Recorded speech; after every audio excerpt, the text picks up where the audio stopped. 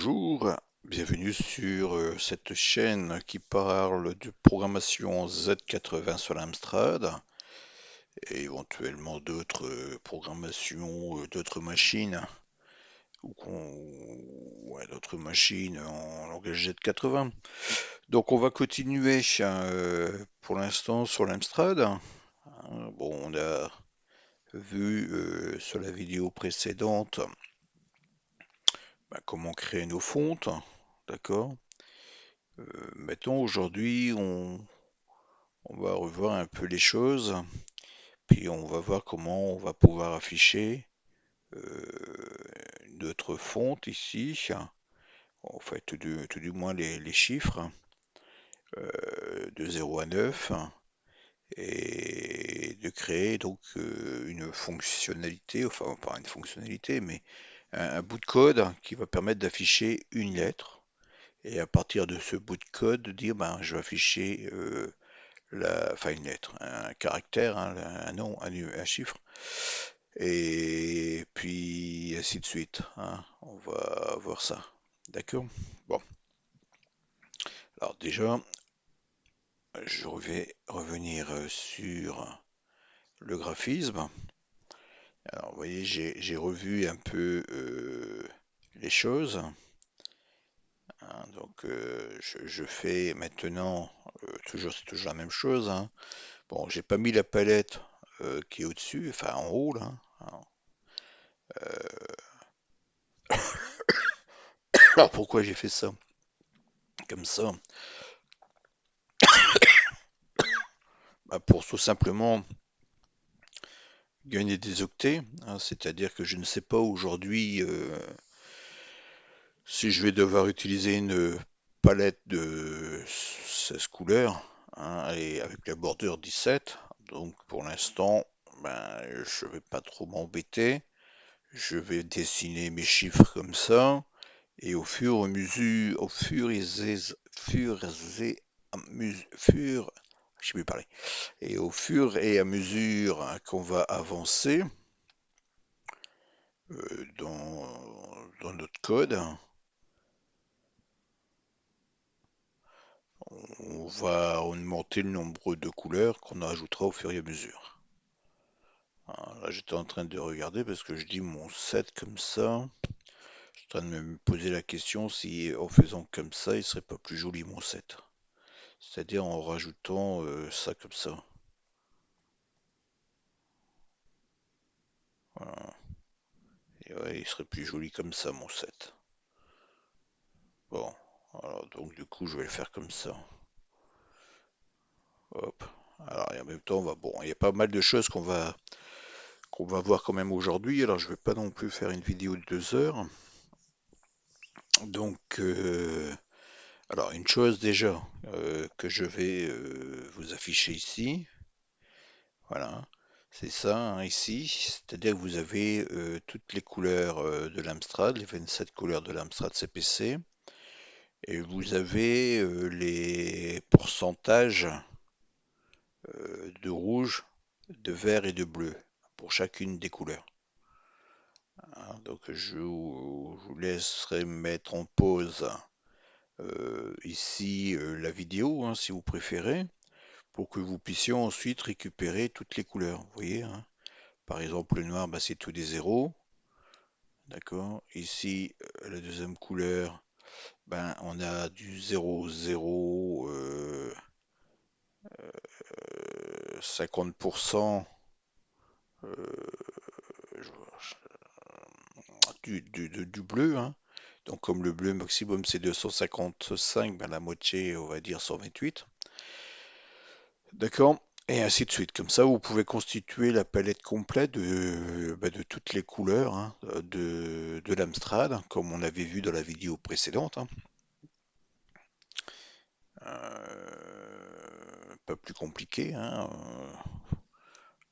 Vous sélectionnez, vous créez voilà, votre couleur, puis après vous cliquez sur le petit plus là, puis vous venez l'ajouter.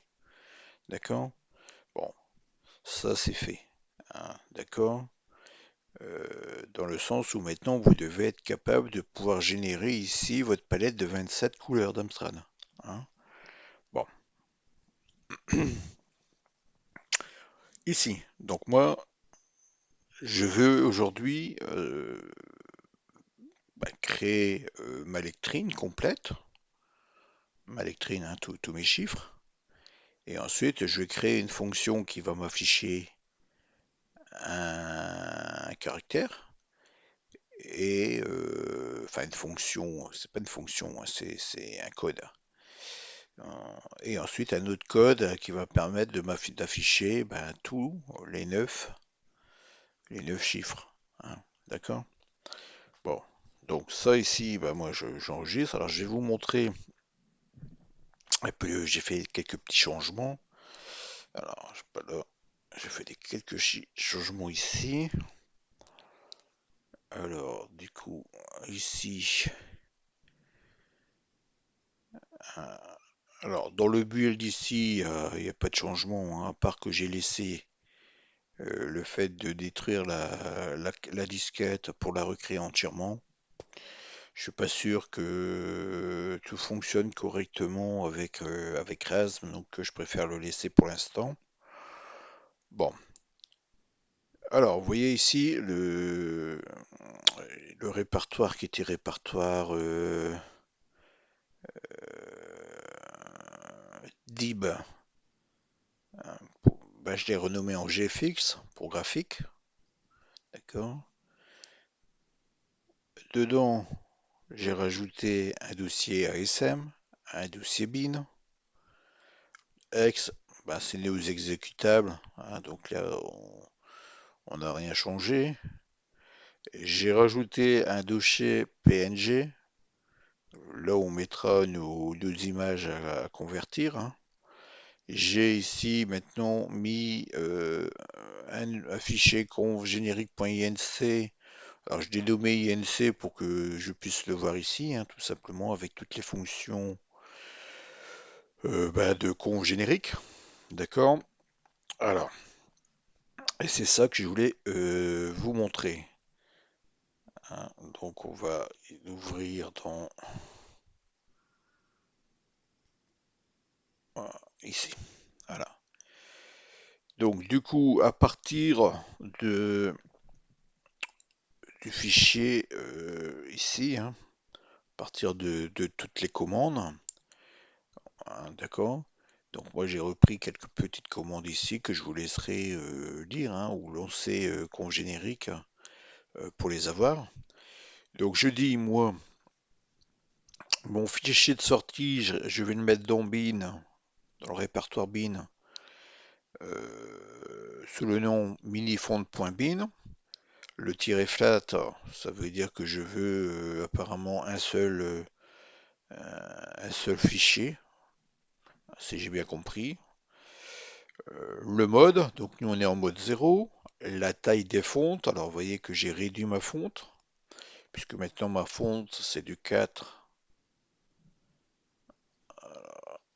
Ici, hein, c'est 1, 2, 3, 4 sur 1, 2, 3, 4, 5. Voilà, et il faut pas plus, hein. Voilà. J'ai testé, retesté. Bon, je trouve que comme ça, c'est plus joli. C'est une mini fonte, hein, faut pas l'oublier, hein. D'accord. Je me laisse la possibilité de faire un dump, c'est-à-dire de sortir carrément le fichier en format ASM. Bon, éventuellement, ça pourrait servir. Oh. J'ai le nombre de sprites ici, donc moins C10. L'offset, je commence à la position X1 et en Y0. Hein, donc je commence ici, hein, toujours en bas ici, hein, pour avoir l'offset. Donc quand je suis là, vous voyez, en bas, on a bien 1,0. Ça n'a pas changé, hein. J'ai rajouté -cpc color pour dire que nous, on est sur un CPC. Donc ça serait la couleur des CPC. Le no alpha pour dire qu'on veut pas de transparence. Et le fichier qu'on va utiliser se trouve dans PNG, dans le répertoire PNG, il s'appelle mifond.png. Voilà, donc voici dans un fichier batch comment vous pouvez créer des variables.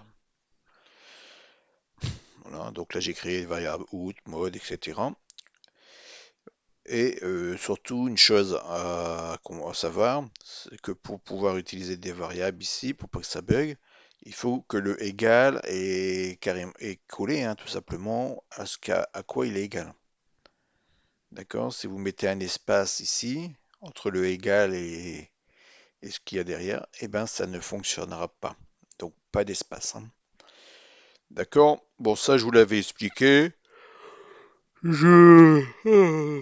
Il est tard, il est presque 23 heures. Ah, je fais cette petite vidéo pour avancer un petit peu.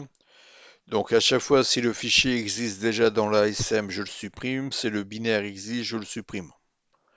Voilà, pour pouvoir avoir une configuration propre. Bon, et ensuite, je viens chercher dans mon répertoire X le fichier exécutable et je mets tous mes paramètres derrière. Alors remarquez que pour mettre un paramètre d'une variable, on met le pourcent et on met la variable à l'intérieur. D'accord? Voilà. Donc là, le programme, il va nous découper tout simplement 10 sprites de 4 x 5 dans notre fichier minifont.png. Il va venir créer un fichier minifont.bin avec la conversion des couleurs, tout simplement. D'accord? Alors, si je le lance,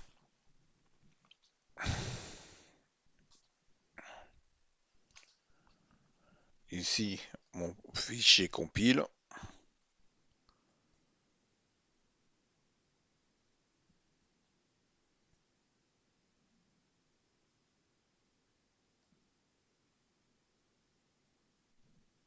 Ah, qu'est-ce qui se passe? Apparemment, il y a un problème de son. J'espère que non. Bon, on verra bien. Donc, vous voyez que ici, là, il me met une palette ASIC et il me met une palette pour Getterware en hardware. Donc, moi, ici, le 58.4b, là, j'ai été le récupérer et je l'ai mis dans ASM, dans le fichier qui s'appelle, je vais vous agrandir ça, pal minifont.asm, que je suis venu ensuite ajouter, hop, ici,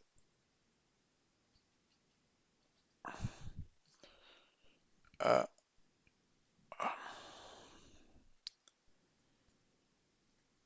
hop,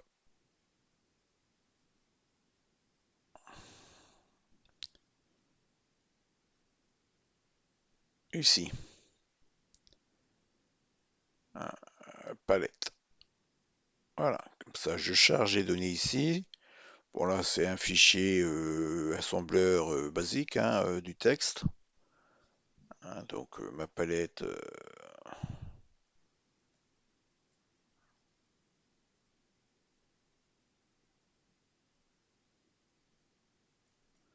voilà. J'ai mes 58 4B, DB 58 4B, qui va venir me les mettre ici, DB, donc 58 4B. D'accord? Il n'y a que deux couleurs pour l'instant. C'est pas plus mal, ça nous fait des économies. Donc du coup, comme je n'ai plus que deux couleurs, donc dans ma palette, ici, je vais initialiser ma palette de couleurs, mes stylos, mes encres. Donc j'ai les deux, donc j'utilise ma macro. Et comme maintenant je veux quand même garder la bordure en noir, j'utilise mes macros 7 pen R et Set Ink Air pour passer la couleur du border en noir. D'accord? Là, en faisant ce que je viens de faire juste avant, en lançant euh, la compile ici, il m'a créé donc un fichier binaire ici.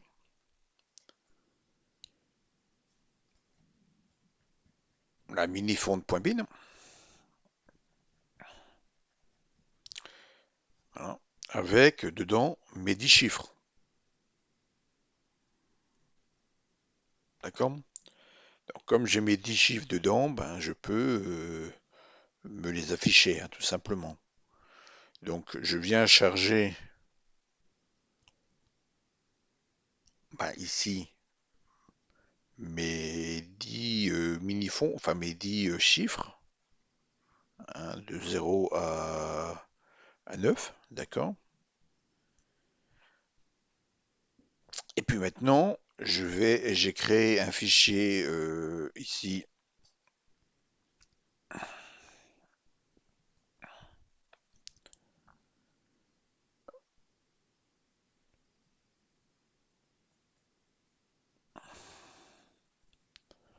Voilà. Drawchar, qui lui va afficher un caractère. Et ensuite, j'ai créé un autre fichier drawnum avec un S num qui va afficher bah, tous les caractères. Enfin, les caractères de 1 à 9. D'accord? Donc, on va commencer par le fichier ici pour afficher un caractère. Donc, il a besoin dans HL l'adresse de minifonte. Donc, bien sûr, de la fonte, hein, donc, qui est... Ah, ça bloque. Allez, oh là là, ça y est, ça bloque, ça bloque, ça bloque. Oh là là. Allez, qu'est-ce qu'il fait? Qu'est-ce qu'il me fait?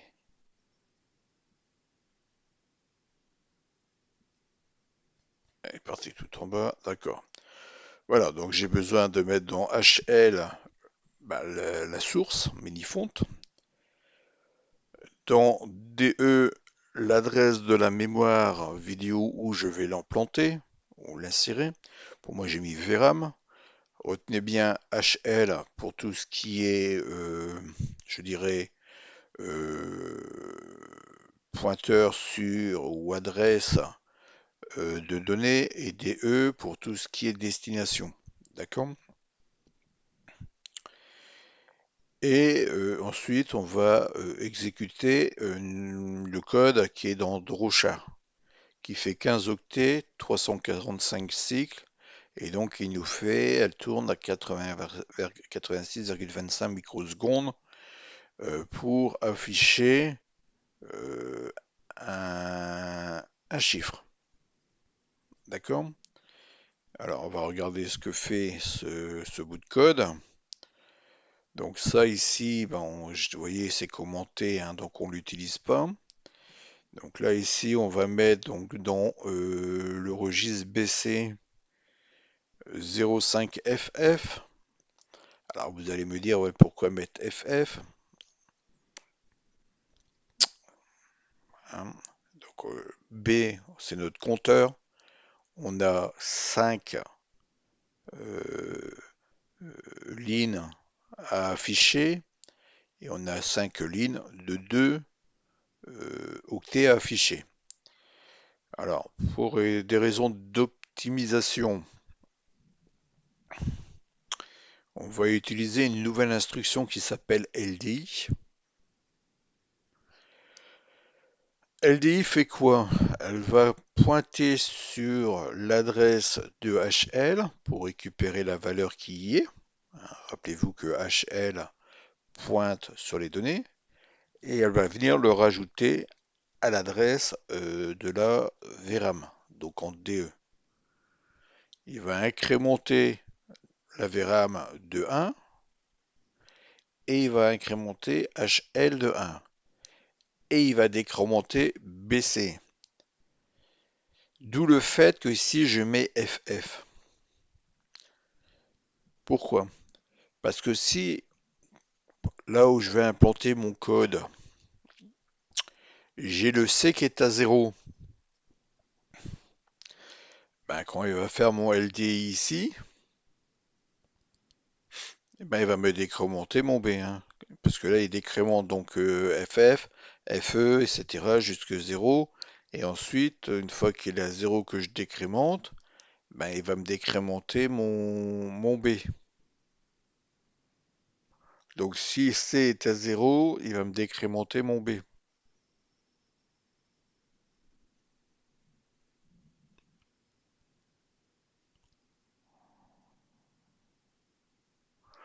Et comme moi, je veux faire 5 boucles de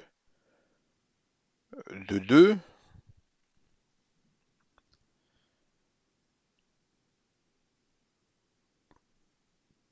donc, et je veux utiliser DJNZ pour pouvoir boucler.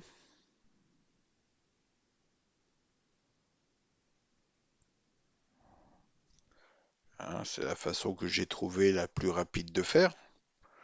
Donc je mets FF, c'est-à-dire que je pourrais dessiner, si je le voudrais, un sprite d'une largeur de 256 ou 55, ouais, 256, hein, de 0 à 255, de 256 octets. Bon, ça n'arrivera jamais, hein. Voilà, donc le LDI fait 16 cycles, 2 octets. Nous avons ici notre façon de passer à la ligne. Je l'ai recodé ici en dur. On aurait pu mettre notre macro que nous avons vu la dernière fois. Je l'ai mis comme ça. Donc lui, il vient incrémenter la destination, donc le registre D de 8, pour passer de C0 à C8, D0, D8, F0, F8, hein, pour pouvoir sauter des lignes. D'accord? Hein, pour pouvoir sauter une ligne, on va passer à la ligne suivante. Rappelez-vous, il faut incrémenter de 800 le registre des E, ce qui revient à incrémenter D de 8, à ajouter 8 à D. D'accord? Bon. Et comme on a ici avancé dans DE, je le redécrémente deux fois. Le fait de le décrémenter deux fois, je reviens à C, je serai à C8, ouais, c'est ça, C8, C800. Hein. Et hop, je reboucle. Je raffiche. Hein. Donc là, je suis passé à 4, 3, 2, 1, 0. Et ça m'aura affiché l'intégralité de mon chiffre. D'accord? Donc là, je pointe sur Minifont. Donc ça sera le premier chiffre, c'est-à-dire le chiffre 0. Hein, celui qui est ici, qui va être affiché. Hein. Donc il va prendre un octet, deux octets, passe à la ligne C8, un octet, deux octets, passe à la ligne, un octet, deux octets, passe à la ligne, un octet, deux octets, passe à la ligne. D'accord? Donc là, on commence à C0. Donc on voit que pour passer ensuite au chiffre 1, comme j'ai toujours ici 1, 2, 3, 4 octets. Ah oui, mais non, je vais trop vite moi. Ah non, non, attendez. Une chose à la fois. Voilà, donc on en est là. Donc déjà comprendre ça. Nouvelle instruction qu'on vient de voir, c'est l'instruction LDI. Donc on va tester ça. Donc ça, je vais commenter ici ça. Alors on passe à ça. D'accord. J'enregistre. Je vais compiler.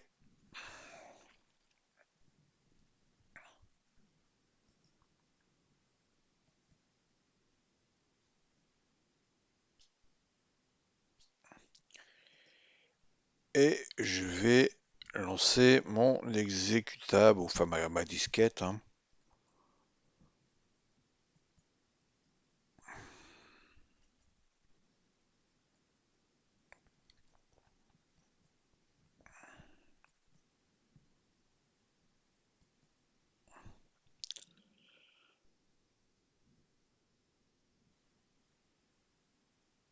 Alors, vous voyez que il y a quelque chose qui va pas très bien ici,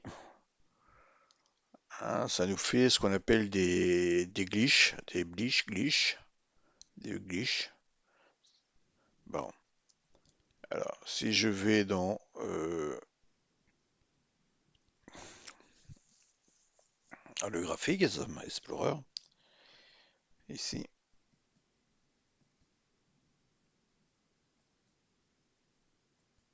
bon, vous voyez que ça s'affiche pas. Bon, au fait, ça s'affiche. Mais le problème,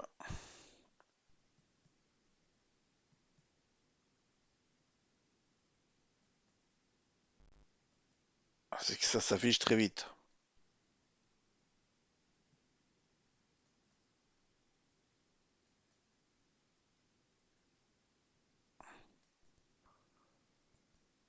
Ouais, ça s'affiche très vite.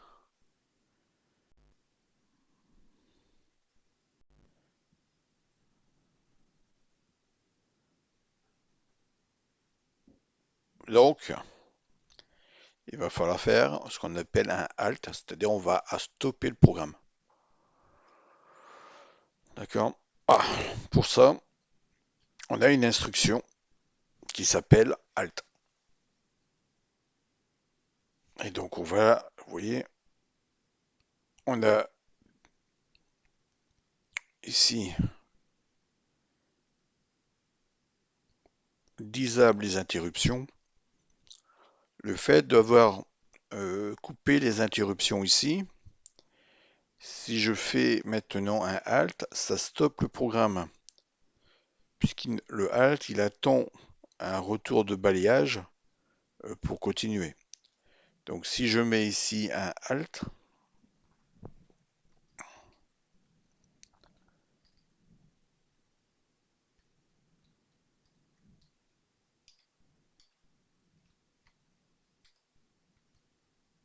voilà, ici un halt, je stoppe le programme. C'est-à-dire que le, euh, le compteur de programme s'arrête. C'est-à-dire que le programme s'arrête complètement, hein. D'accord? Alors, on va aller tester ça.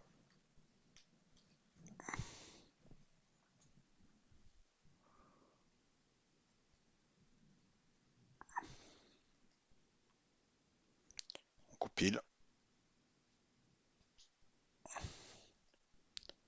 Je retourne dans ma disquette. Ah, j'ai fermé l'émulateur. Oh. Je rouvre l'émulateur du coup.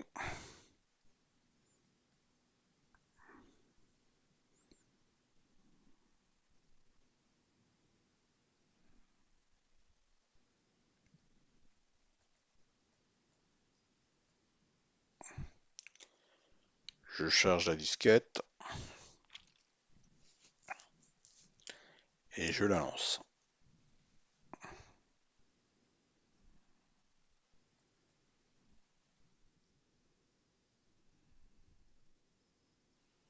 Pouf. Et là, vous voyez, ça s'affiche. C'est-à-dire, si je vais sur Graphic Explorer, je vais dans mon screen et j'ai bien ici le chiffre 0 qui s'est affiché. Alors vous allez me dire, ah oui, mais il manque des cases ici, c'est normal. Ma fonte à moi, elle fait une, 2, 3, 4, 5 lignes sur une, 2, 3, 4 pixels. D'accord? Ce que j'ai ici,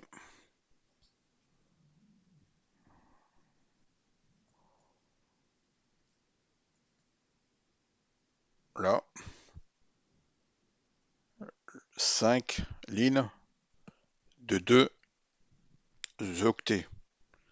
Hein, puisqu'en mode 0, un octet vaut 2 pixels, hein, vaut 2 points écran. D'accord? Voilà.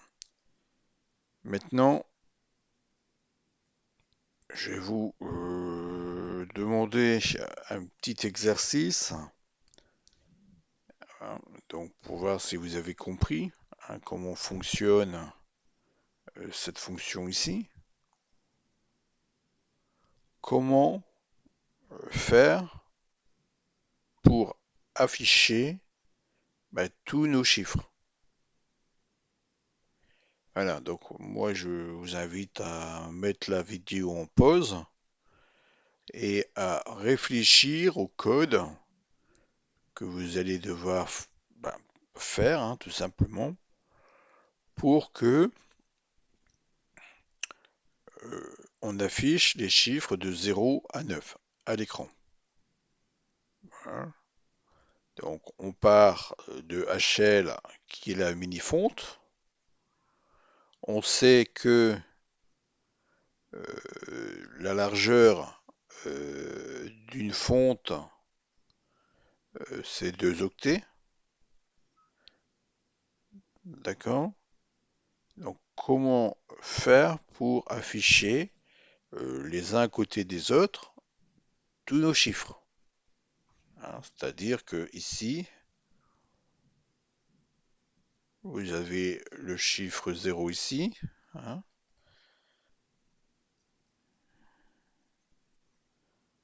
donc il fait 2 octets, et on veut afficher juste à côté ici, là, le chiffre 1, le chiffre 2, le chiffre 3, le chiffre 4, le chiffre 5 et le chiffre 6, 7, 8 et le 9.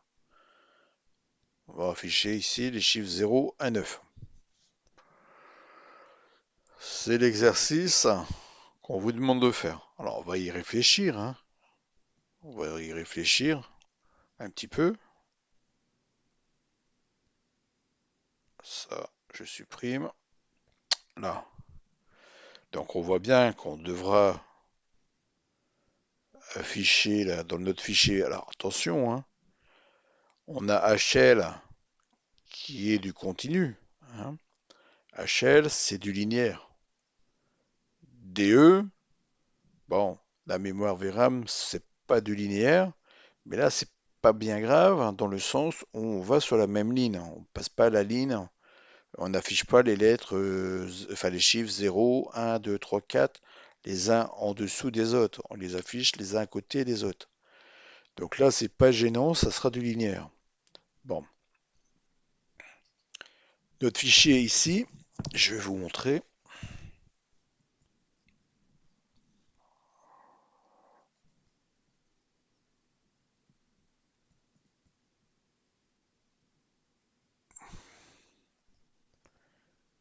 Je lance l'éditeur hexadécimal.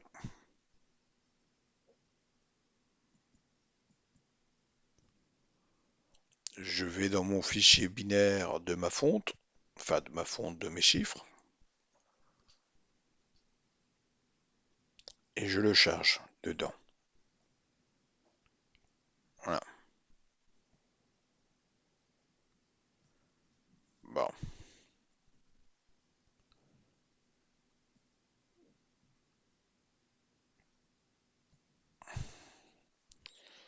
Alors, pourquoi je réduis? Parce que ici, sur ma fonte, j'ai 1, 2 fois 5, 10 octets. Donc c'est pour ça que je réduis ici la taille, hein, tout simplement, de la fenêtre pour avoir ici la possibilité d'avoir 10, hein. Vous voyez, hein. Si je décale comme ça, à un moment, je passe à 11. Donc moi, c'est des lignes de 10 que je veux. Voilà. Donc c'est pour ça que je mets ça. Ou alors je peux faire ça, et puis après je tape 10 dans la zone là, hein. D'accord? Donc je sais que là, j'ai mon chiffre 0. Donc il faut que j'avance de 1, 2, 3, 4, 5, 6, 7. Bon, on le voit ici en décimale, hein. J'ai 9.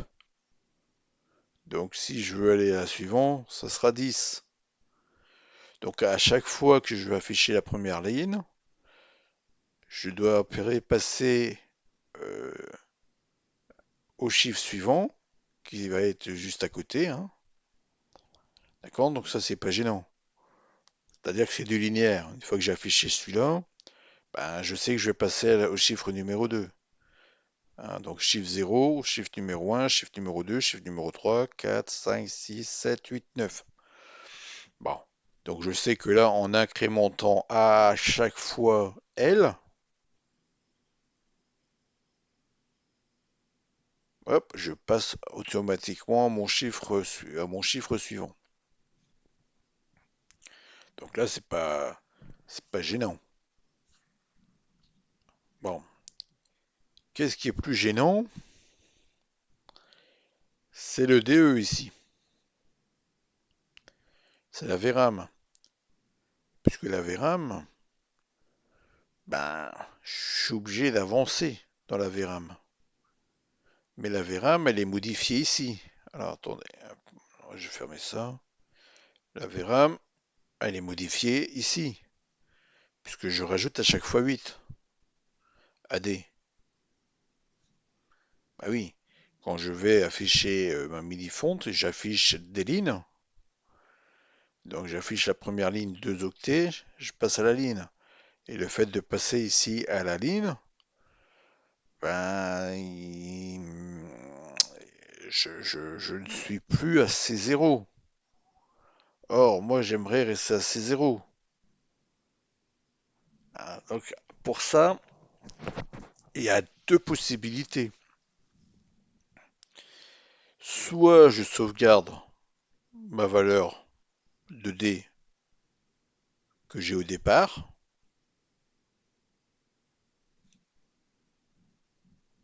On pourrait dire ça, hein. Donc, je pourrais dire, ben, je mets 0,5 ici, c'est 0. Quoique je pourrais pas le faire puisque C va être décrémenté ici. On pourrait mettre, je sais pas moi, sauvegarder, on n'a pas encore fait, on l'a pas encore vu, mais on n'a pas encore vu comment on pouvait empiler, mais on pourrait juste sauvegarder la valeur de A dans un autre registre, hein,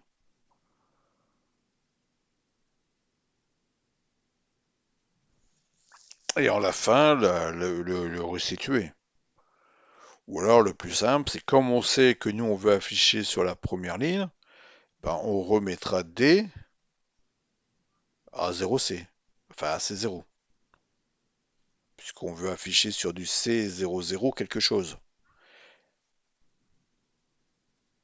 Bon, voilà, donc je ne sais pas où vous en êtes sur la résolution de ce petit exercice, hein. Donc je vous laisse encore un peu de temps pour y réfléchir, mais de toute façon vous mettez la vidéo en pause et vous prenez le temps nécessaire. Ne regardez pas tout de suite, je dirais, la solution, d'accord, mais essayez de le faire par vous-même. Vous avez tous les éléments pour le faire. Vous savez que la lettrine, elle fait 4 de largeur, donc 2 octets de largeur par chiffre, qui en a donc du coup 10, et qu'entre ici, là, voilà, un chiffre fait 10 octets. Hein. Donc vous avez tout. Bon, allez, on y va. On va regarder la solution et vous allez vous dire, oh là là, mais qu'est-ce que c'était simple. Eh oui, parce que on pense que c'est compliqué, mais non. Alors, je vais décommenter ça, j'enregistre et je vous montre la solution. Voici la solution. Vous voyez que c'est pas compliqué. Alors là, j'ai mis un sub, mais on peut mettre un CP, un compare. Hein. Sub, on soustrait E de A. CP, on compare E de A. E à A. Le résultat est pareil. Hein. Si je supprime quelque chose d'égal, on aura le drapeau, le flag, 0 qui va se lever. D'accord? Alors qu'est-ce que je fais moi pour résoudre mon problème? Bah, dans D, je vais remettre ces zéros, puisque j'ai vu ici que j'allais modifier ma valeur de D à chaque fois que je passe à la ligne. Or, je dois le remettre à la valeur C0 puisque je veux afficher sur la même ligne. Hein, c'est-à-dire je vais afficher à la placement en mémoire C0, 0, quelque chose. Hein, donc C0, 0, 0, C0, 0, 1, C0, 0, 2, etc. Or, je dois incrémenter E de 2 puisque à chaque fois, chaque chiffre, c'est 2 octets. Hein, ici, si je vais ici, ça c'est un octet, ça c'est un octet. Donc j'incrémente E de 2. Quand j'ai incrémenté de 2, ici octet, bah, j'arrive, hein, bah, on le voit tout de suite. Hein, de toute façon, quand j'ai incrémenté E de 2, là, 1 et 2, bah, j'arrive sur mon 1.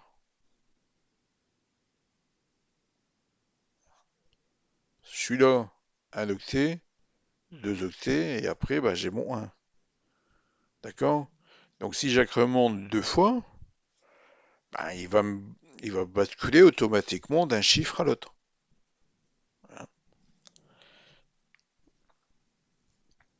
J'ai besoin maintenant de pouvoir comparer, parce que je ne peux pas, moi, tourner en boucle comme ça et afficher un état, enfin, euh, en boucle infinie, hein, je dirais, l'incrémentation de E. Donc je vais dire, bah, je vais mettre un comparateur. Je vais dire que j'ai 10 lettres fois 2 octets. Hein, 0 à 9, ça fait 10. Fois 2, 10. Fois 2, 20. Donc je vais dire, je vais mettre un comparateur dans A et je vais supprimer E. Ça veut dire que quand E sera égal à 20, ben je sais que j'ai atteint mes 10 chiffres affichés. Et si c'est le cas, bon, je vais boucler. Là, je boucle. Hein. Je rappelle que le dollar, c'est l'adresse ici. Hein. C'est l'adresse de début de la ligne sur laquelle le dollar est implanté. Donc je fais une boucle infinie. D'accord? Alors, que va faire le programme? Bah, le programme, il va m'initialiser HL, il va me mettre TE, il va m'afficher bah, mon premier chiffre 0, avec cette fonction ici, ce code ici. Une fois qu'il m'a affiché ma première lectrine, il va venir dans l'affichage des autres chiffres. Donc il va remettre D à 0, DA c'est 0. Il va incrémenter E.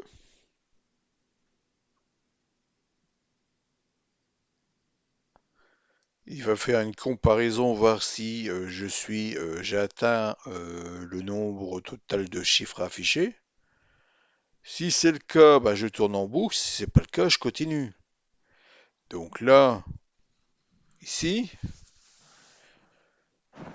si vous préférez,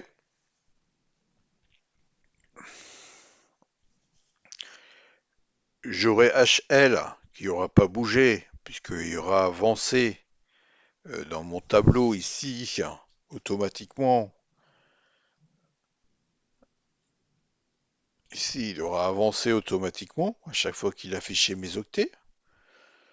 Donc arrivé ici, bah, hop, je sais que le prochain octet, bah, ça sera celui-là. Donc j'ai pas besoin de m'embêter avec lui. D'accord? Et j'aurai DE qui sera égal ici à C0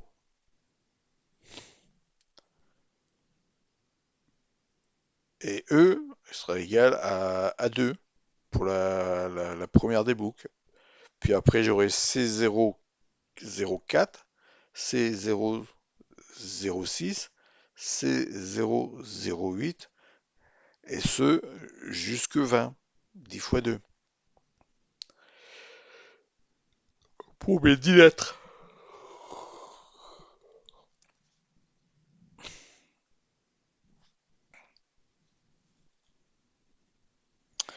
Et une fois que j'ai basculé mes 10 chiffres, je boucle. Résultat de l'opération,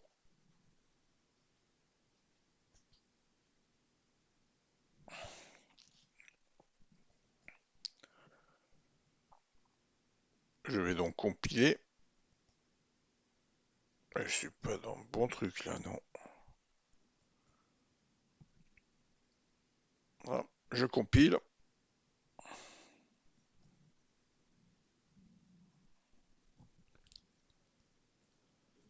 Alors là, il n'y a pas de souci, pas d'erreur, ça compile. Je vais sur la disquette.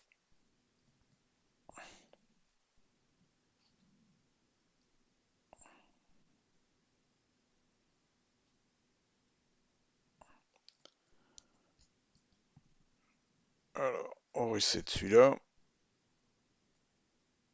Et je mets ici la disquette et je la lance.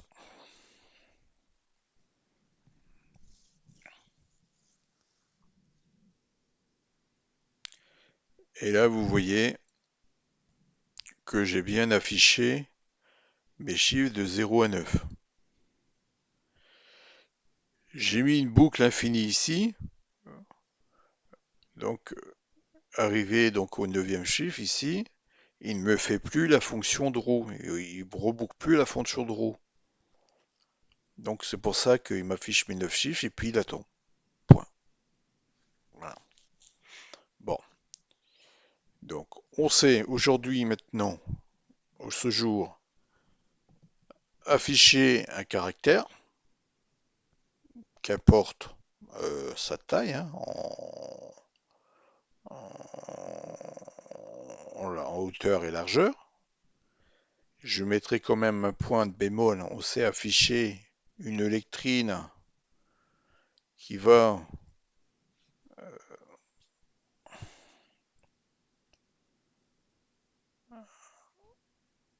ici, euh, comment je vais dire ça, de hauteur maximum 8 pixels. 8 lignes, pas pixels, enfin ouais, si on peut dire pixels ou point écran. Maximum 8 lignes, on sait le faire. Plus, on ne l'a pas encore vu. Mais 8 lignes, vous pouvez afficher des caractères euh, de 2 octets sur 8 lignes. Ça, vous savez faire. Voilà. Voilà. Une, deux octets et une, deux, trois, quatre, cinq, six, sept et 8. Donc jusque-là, vous savez faire. Voilà, jusque ici. 8 sur 4, ça vous savez faire en mode 0. On verra par la suite pour afficher des choses un peu plus conséquentes, mais pour l'instant, on en est là. D'accord? Donc,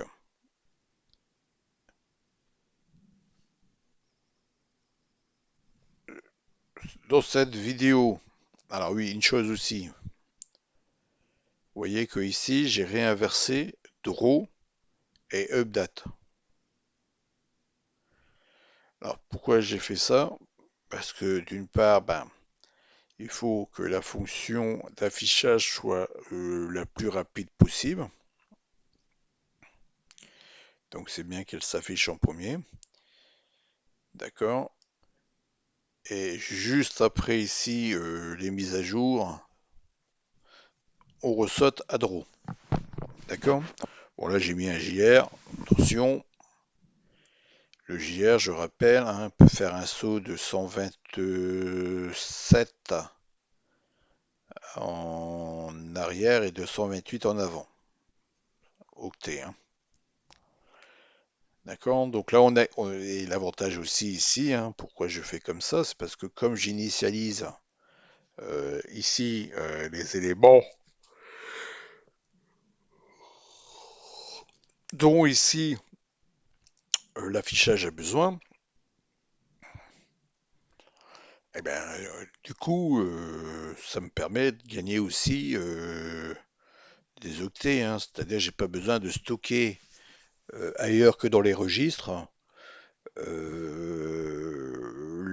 l'adresse de la fonte, de la mini-fonte, et la VRAM à laquelle je veux tout simplement l'afficher. D'accord? Voilà. Donc vous avez vu également l'instruction LDI.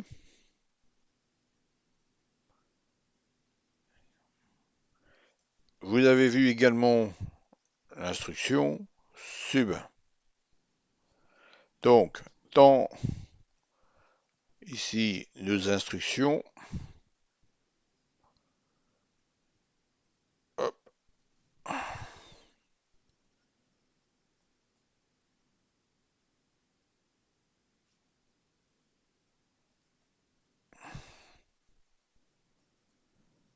LDI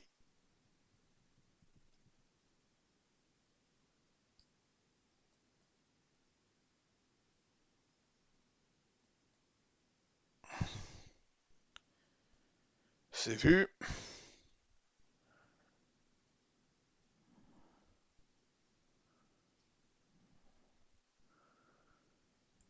et sub,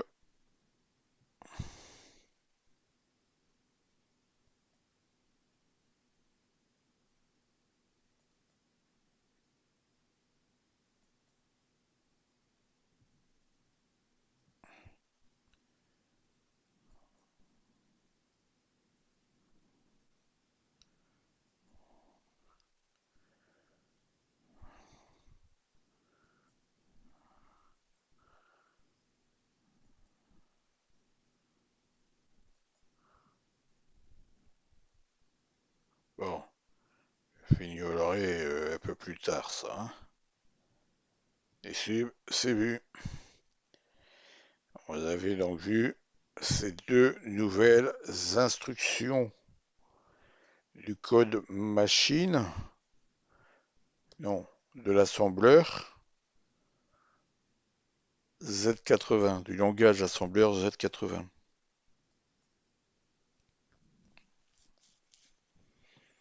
Ah, vous voyez qu'il y a encore pas mal d'instructions qu'on pourra voir. Alors j'y disais également que sub, on aurait pu mettre un compare. Mais aujourd'hui, on a vu le sub. Le compare, il fait une comparaison. En fait, il fait également une soustraction quand il fait une comparaison. Les deux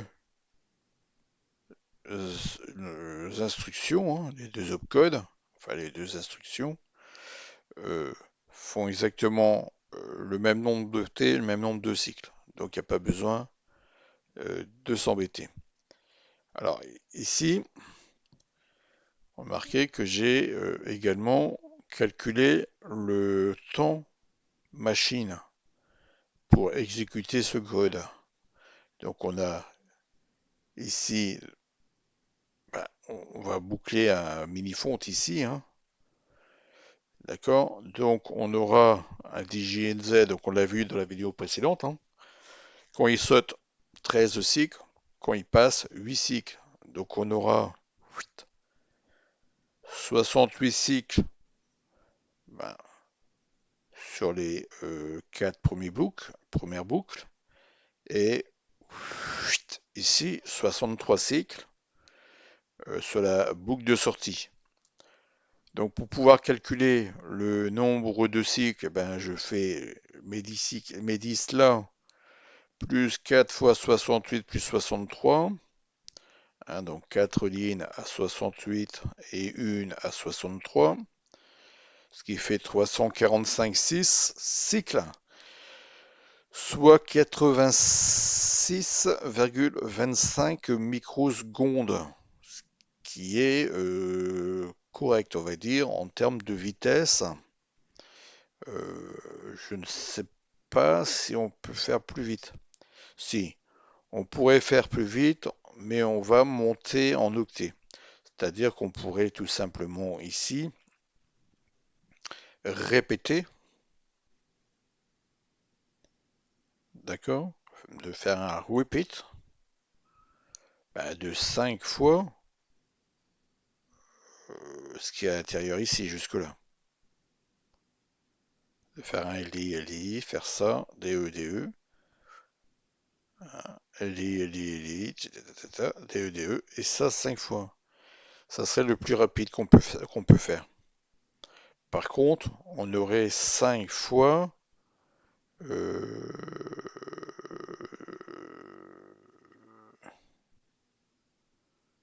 ben 5 fois 10 octets, hein, puisqu'on aurait 1, 2, 3, 4, 5, 6, 7, 8, 9, 10, 5 fois 10 octets, 50 octets, au lieu de 12 octets. Hein. Donc on gagnerait quelques microsecondes.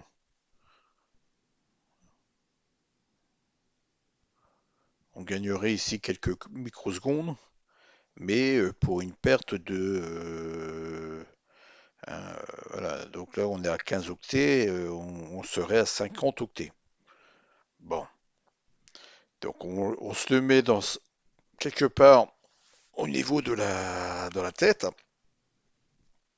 On est sur de vieilles machines, hein. L'Amstrad c'est une machine des années 80, il n'y a pas beaucoup de mémoire, donc on essaye d'économiser, toujours. Une fois qu'on aura terminé le programme, le jeu, hein, ou le programme qu'on fait, là ensuite on pourra regarder combien d'octets on a utilisé.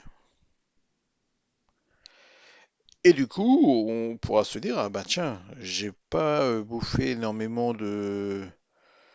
il me reste encore autant d'octets. Et ben du coup, je peux optimiser ma vitesse de jeu. Et donc du coup, je vais ici peut-être mettre mon repeat. Hein, faire ce qu'on appelle un déroulement, hein, faire un déroulé. Là, plutôt que de faire comme ça des boucles, et ben je mets tout en ligne. Bon, voilà. Bon, en tout cas, j'espère que vous appréciez ce genre de vidéo. J'espère que j'ai été assez clair dans mes explications et je vous dis donc à la vidéo prochaine. Allez, au revoir.